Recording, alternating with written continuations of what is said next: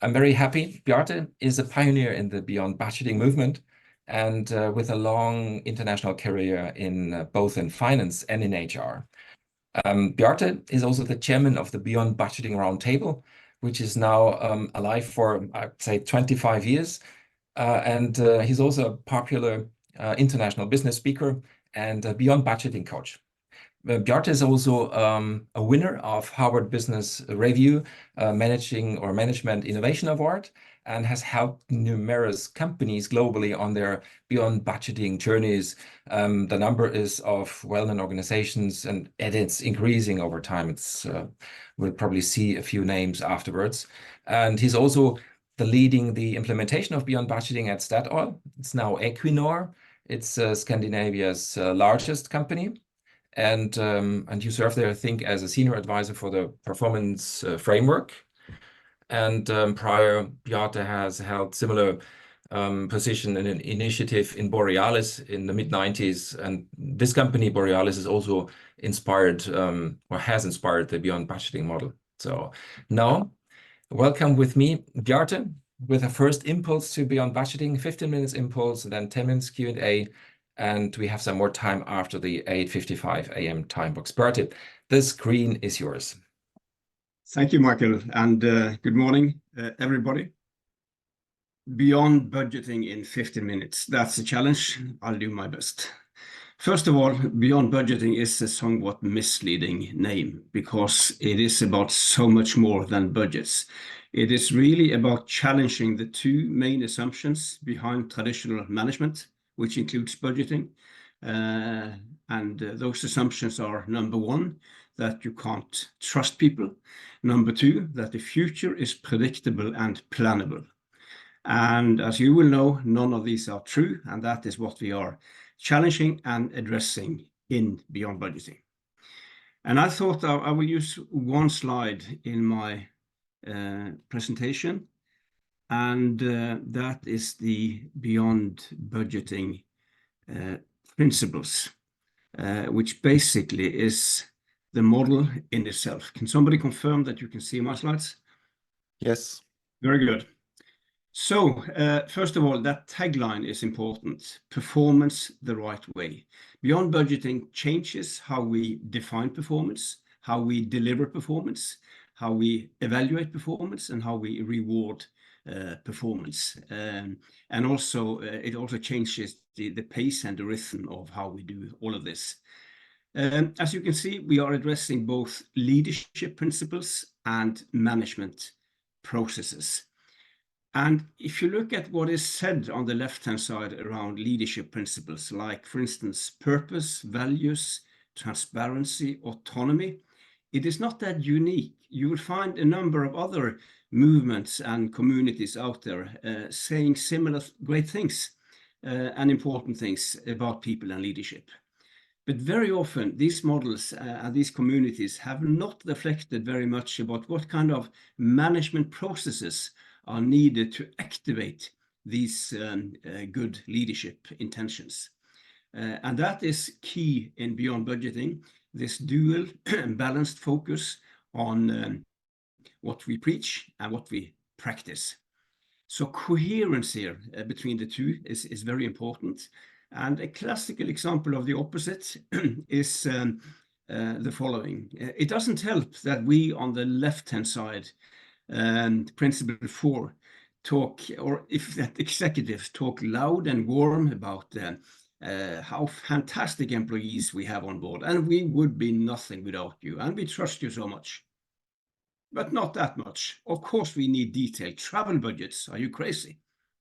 I mean, this is hypocrisy, right? Poisonous gaps between what is said and done, and people notice, and those words on the left-hand side become hollow because the management processes have a different message. I will spend most of my remaining minutes here on going through the right-hand side, the management processes, because that is where most of the uniqueness in Beyond Budgeting lies. And here you also find answers to how can you operate without a budget. And if you look at the three first principles, 7, 8, 9, targets, forecast, resource allocation. Those three actually represent the purpose of a budget. And when I say budget here, you need to think broader than just cost budgets. In beyond budgeting, we think about profit and loss, cash flow budgets, the balance sheet, the kind of the broader finance definition. But that budget has three purposes. Companies make budgets to set targets, financial targets, sales targets, production targets. At the same time, these budgets shall represent a forecast of what does next year represent. What do we think will happen next year, for instance, on the profit and loss side? Then resource allocation, that is the third purpose. We use the budget as a mechanism to hand out bags of money to the organization on operational cost and on investments. And it might seem very efficient to solve three purposes in one process and one set of numbers. But that's also the problem, because what happens when we move into a budget process and upstairs finance wants to understand next year's profit and loss? So they ask people responsible on the revenue side, guys, what are your best numbers for next year? But everybody knows that the numbers I'm now sending upstairs will come back to me as a target for next year, maybe with a bonus attached to it. And trust me, that insight might do something to the level of numbers submitted. Moving to the cost side, the same people, other people are asked, what are your best numbers for next year? But everybody knows that this is my only shot at getting access to resources for next year. And maybe some also remember that 20% cut from last year. And that insight, that memory might also do something to the level of numbers submitted. And I think you all know which way these numbers will move. This is a problem, not just because it destroys the quality of these numbers, but more importantly, it stimulates behaviors which are at least borderline unethical. The lowballing, the gaming, the sandbagging, the resource hoarding, these are not the kind of behaviors we would like to see between colleagues. So this is actually one of many big problems with traditional budgeting, that it stimulates unethical behaviors. On the other hand, I'm not blaming anyone for behaving like this, because they are just responding to the system that we have designed for them to operate within. So, as you probably all know, if we want to change behaviors, it is not about fixing people. It's about fixing systems, which again changes behavior. And that is what Beyond Budgeting is about, fixing systems, and not just the budgeting system, but the whole performance system, including, as we talk about in Principle 10 and 11, performance evaluation and rewards, and last but not least, coordination, the cadence, the rhythm of all of these processes. We talked about the year-end budget. Why on earth shall everything here circulate around the fiscal year of January to December? Very often that is a completely artificial construct from a pure business point of view. So we need processes which are more business-driven, more event-driven, and less calendar-driven. Going back to those first three principles, target setting, forecast, and resource allocation, let me be a bit more concrete about what we recommend within these three. When it comes to target setting, then we believe that we can learn from something called football or soccer. I have yet to meet a football team stating that the ambition for next season is to score 39 goals and get 42 points. No teams think like that. Those are budget goals. And again, they don't think like that. They think in terms of what we call in Europe, league tables or standings. How do we want to compare versus the other teams? And that relative thinking can also make sense quite often from a business point of view, whether we look at internal performance, internal units in a friendly competition, or the company versus other companies. Again, if you take Equinor, the company I used to work for until 2 years ago, no fixed financial targets. It's all about doing well against 11 other energy companies. And the target on 2 key financial metrics is to perform better than the average of these 11 every year. Those are evergreen targets. The companies had the same targets now for almost 20 years. You don't need a big exercise and calculations and negotiations every year. Those targets just stand. And those targets drive the common bonus scheme in the company. So bonus driven by how is the company doing versus competition. So that is inspiration drawn from Principle 11 rewards here. Some beyond budgeting companies actually go further. And by the way, I'm not saying that all your targets or goals have to be relative. We're just saying where it makes sense, where it's possible, do consider it. If you still have what we call absolute targets, 29.2, the more absolute your targets are, the more important it is that you have a holistic performance evaluation as addressed in Principle 10. The more absolute those targets are, the more you have to look at what we call hindsight insights, all the information that you have afterwards that you didn't have upfront when those targets were set. Changes in assumptions, headline, headwind, tailwind, how were these targets achieved, and so on and so on. What we call a holistic performance evaluation. But some companies, they move even further. They don't have targets. Some of the most successful beyond budgeting companies actually operate without targets. Of course, they have ambitions. A very famous Swedish bank, one of the pioneers, Handelsbanken, no budgets, no targets, no individual bonus for 50 years. They have an ambition of performing better than the average of its competitors in financial terms and on customer satisfaction. And actually, they have done so for 50 years, performing better than the average of peers. Again, not just in financial terms, but also on employee satisfaction and customer satisfaction. A lot of autonomy, a lot of transparency, beyond budgeting in essence, one of the companies that inspired this model. When it comes to forecasting, then we need to distinguish forecasting from targets. A target is an aspiration. It's what we want to achieve.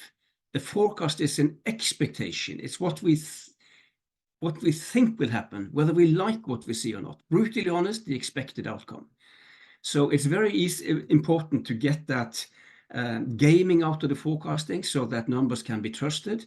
And again, one way of doing that is this separation into 3 different processes: target setting, forecast, resource allocation, where forecasting is allowed to be just a forecast, and where people have no reason to game on that forecast because it's not a bid into a target negotiation. We have a separate process for that. It's not an application for resources. We have a separate process for that. So it's just a forecast, and it's not something you shall deliver on. It is just something you use to help you to make decisions, because that's the only purpose of forecasting, to guide and help decision making. And if you don't know which decision a forecast shall make you help, maybe you don't need to make that forecast. Last but not least, resource allocation, where most of the questions occur. And here it's useful to distinguish between investments, CapEx, as we call it in the finance community, and operating cost, OpEx. For CapEx, it's actually not that difficult. You might still have project budgets for the individual project. If you have that, then it's important that that is a budget for the entire duration of the project, even if it runs for more than 1 year. But for the totality of this, what we don't recommend that you have is an annual investment budget. And again, an example from Equinor. That company invests between 10 and 15 billion US dollars a year. The company does not have a traditional annual investment budget where you sit in the autumn, in the fall, the year before, and decide everything, exactly how much to invest in total, exactly split on these projects, and then these annual bags of money are handed out to these projects. This is not the process, because here you make decisions too early. Instead, there is a process based on a very simple principle called the bank is always open. which means that the line can always forward a project for approval at any time. When that project is matured and ready for an approval process or decision process. Whether you get a yes or no depends on two things. How good is your project? And can we afford it as things looks today? So very simple process. This is in a way beyond budgeting's versions of Agile's continuous delivery, not of software functionality, but of decisions and investment funding. So it's not that difficult when it comes to investments. By the way, that information about can we afford it, that is coming out of the forecasting. And if I go back to forecasting quickly, when it comes to the cadence of this, we recommend typically one of two approaches, either what we call rolling forecasting, where you typically update your forecast every quarter, and every quarter you always look 5 quarters ahead. So rolling and not kind of forecasting against a kind of year-end deadline where you get less and less interested in the future the closer to year-end you come, before you suddenly get interested in 12 months ago because it's budget time. That's one way of doing it, rolling forecasting. The other alternative, which Equinor applies, is called dynamic forecasting. No fixed frequency, no fixed time horizon.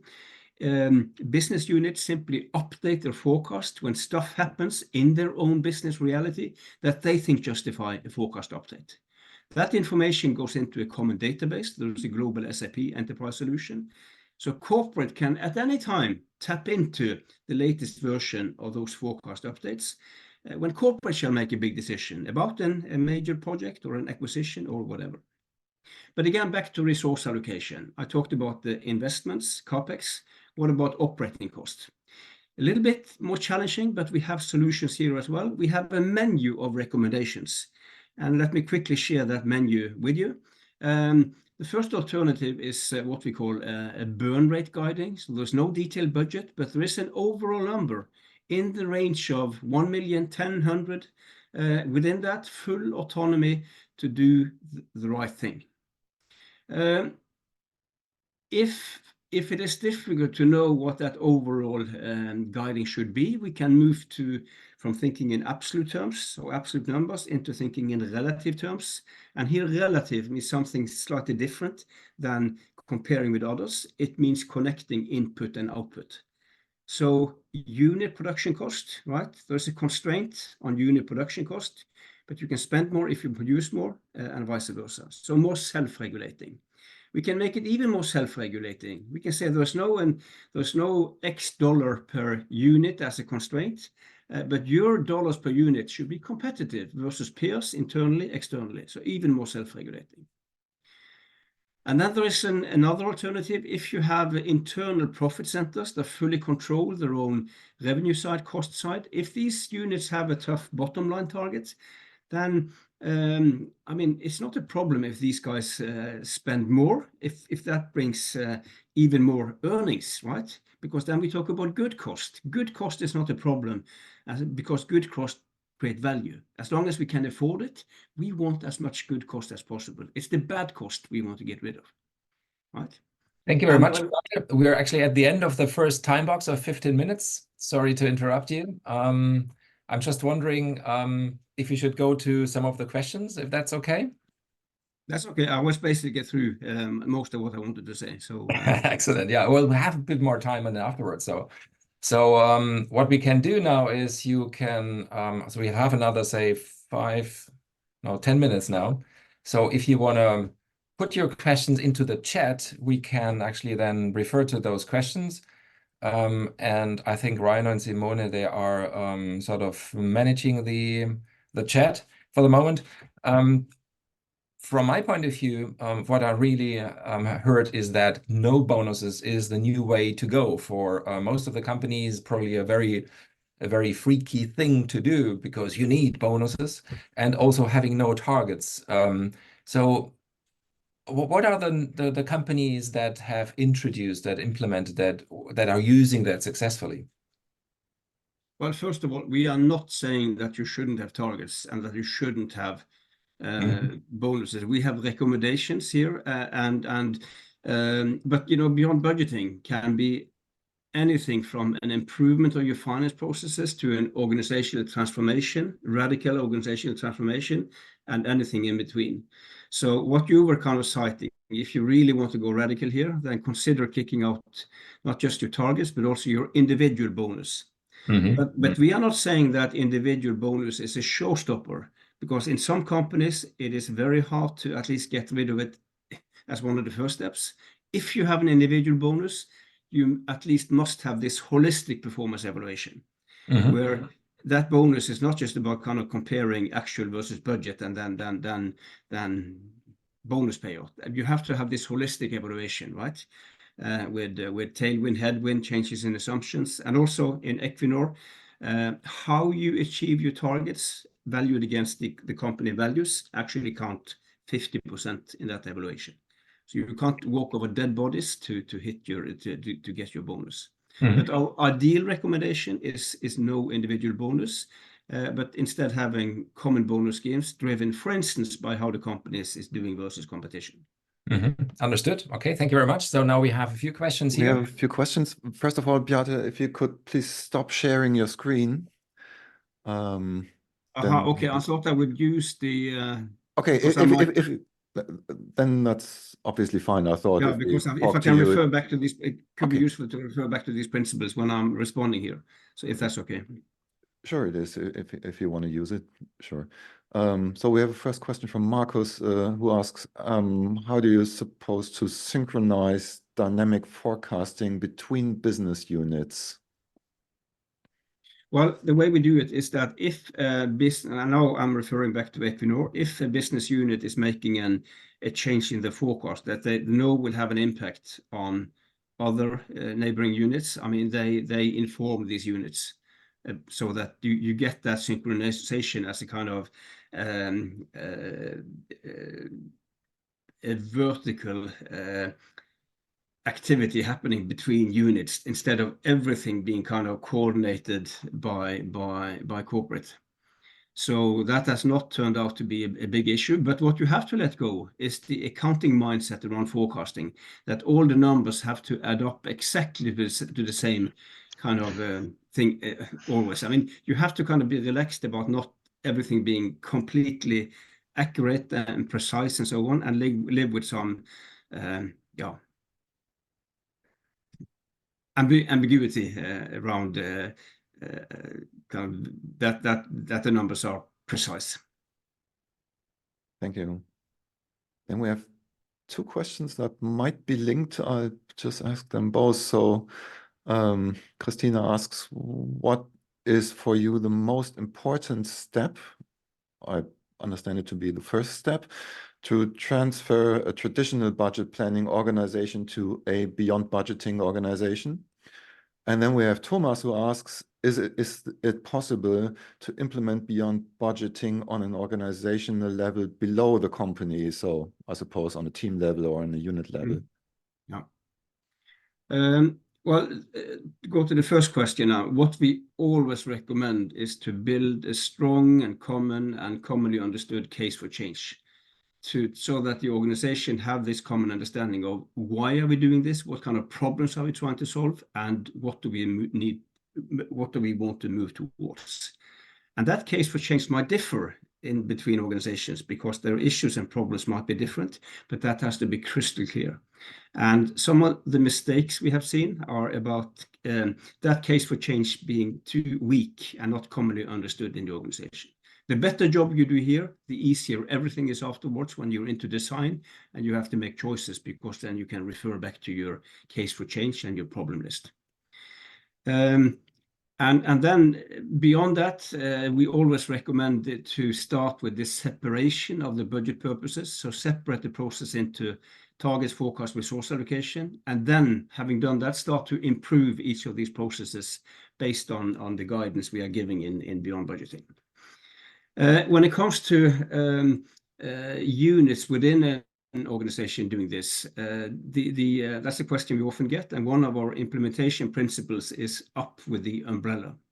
And that is a message to, for instance, business unit heads who would love to do this, but the group is saying no.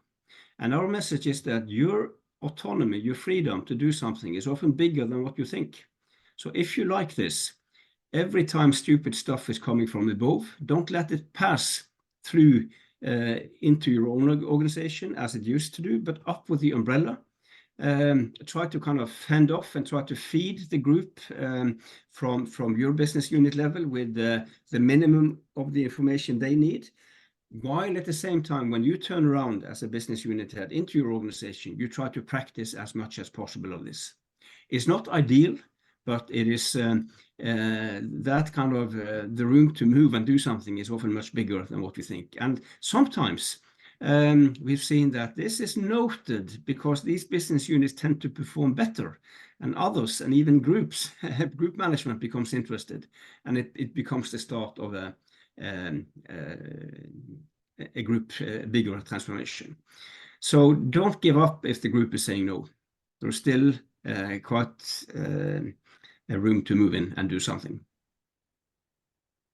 Okay, we have a second question from Thomas, but I might slip in a question I have, which might refer to that umbrella too. But my question is, if as a company you are listed on a stock exchange, and with that come certain duties to report and to forecast, how do you deal with that discrepancy? Again, back to Equinor, which is listed in New York and in Oslo. The internal market, the investors, that's never been an issue. Actually, it's easier these days because as a listed company, you give guiding to the market. In the old days, that guiding had to be based on polluted budget numbers, which you never know kind of how these different purposes were pulling the numbers. Now, Equinor can make guiding based on unbiased, trustworthy forecasts. It doesn't have to be exactly the same forecast numbers that the company has internally, that they share externally. But the basis that you are guiding from is so much better. And also what Equinor has done is to move away from a lot of the guiding on absolute numbers, and again, thinking in relative terms and sharing with the market that our ambition is to perform better than the average. And the message from the market is, well, go ahead and prove it. So very often we see that markets, investors, banks are used as excuses for not doing this. But they are just excuses, because that's not where the barriers are. The barriers, and there are issues and challenges, but they are all internal, and they are sitting up here in between the ears of people, because this is about changing how we think. That's the painful part. Changing what we do here. If you look at these management processes, there is no rocket science, but it requires a change in how we think, especially around these two assumptions. People can't be trusted. The future is predictable and plannable. Sorry, that was a long answer, but it is an important question. Thank you. And Thomas's second question is, are there certain kinds of tools that you recommend for forecasting and budgeting? No, we are system agnostics here, and tools and software are never the big issue. At the same time, I'm not a big SAP fan, but I have to admit that SAP has helped Equinor in two areas. One is around transparency. I mean, that system enables that transparency that we so strongly recommend in Beyond Budgeting, Principle 3. And also it has given us one version of the truth, which is also important. But beyond that, I mean, the issue is not on the software side. It's about how we think.